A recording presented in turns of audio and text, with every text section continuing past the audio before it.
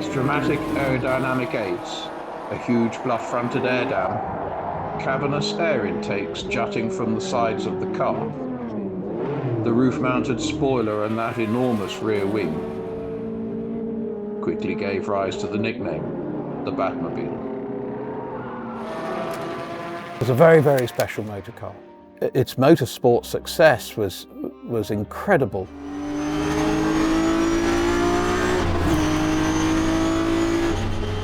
I think that the CSL is the definitive BMW. So when I think of BMW, the kind of first image that comes up in my mind is of CSL with all the wacky spoilers and such like. So to me, that is what defines BMW.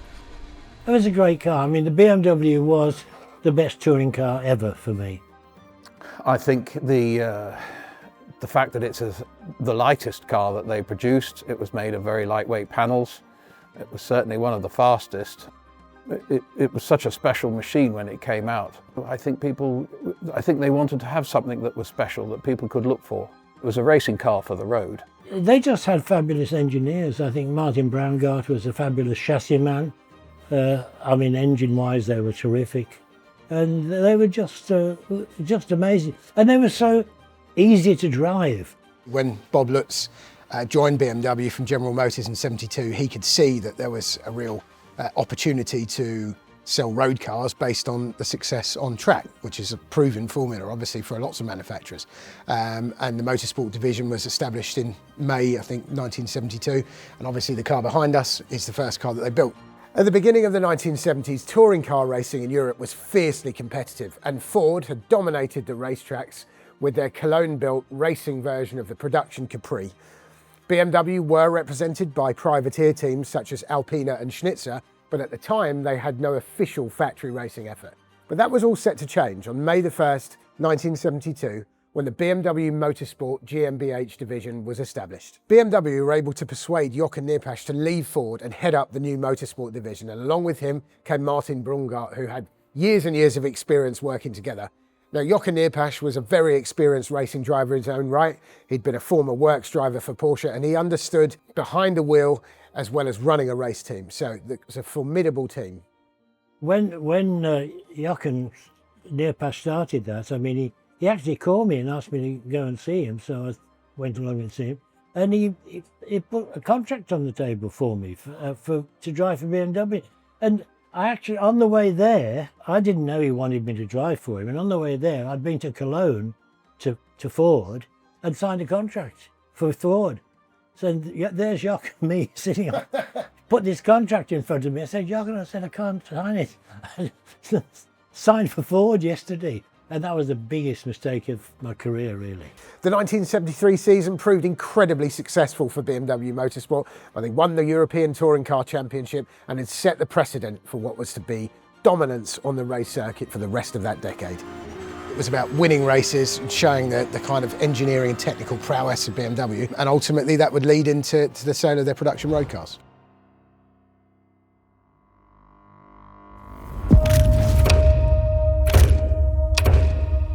The car behind is the reason why all the M cars exist. That is the first ever car built by BMW Motorsport, and you know, the DNA of that car is in every BMW today.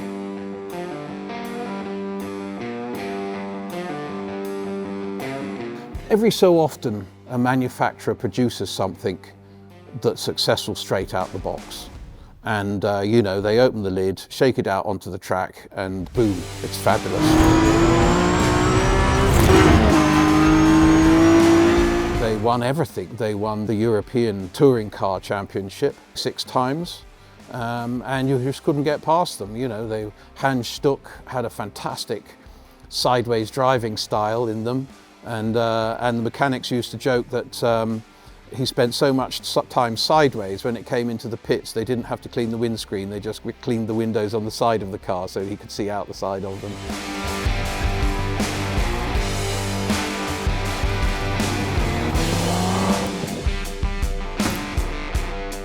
He was good fun, Hans. He was always up for a laugh, and we're always taking the piss out of each other, you know. But he was incredible. He used to get that car in more sideways than you could than I'd want to do, put it that way. They're a fantastic driver's car.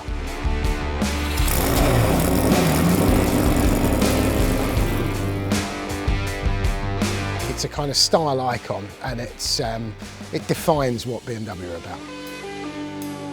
It was a turning point for BMW. They only made 1,265 of them in total between 72 and 75. Of the 1,265 road-going CSLs that BMW produced, 167 of those cars were Batmobile road cars, but the most desirable and the most revered were the 21 works-built competition cars, and this car is the very first one. At the close of the 1973 season, BMW Motorsport GmbH sold E9R1 and a sister works car to an American race team called Hertig Libre, who would use both the cars with success in the 1974 IMSA Championship in America. E9R1 would remain in America for the following 2 decades, joining a noted BMW collection of Richard Conway before being acquired by the current owner in the early 1990s.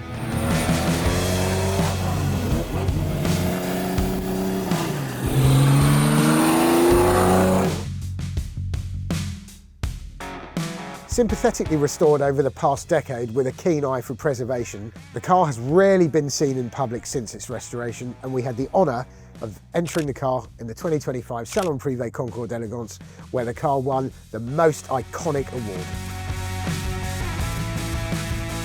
It was the very start of the M series, the Motorsport series of cars. And of course we know that every M series BMW that's been produced after that has been the pinnacle, and it's what everybody wants, isn't it?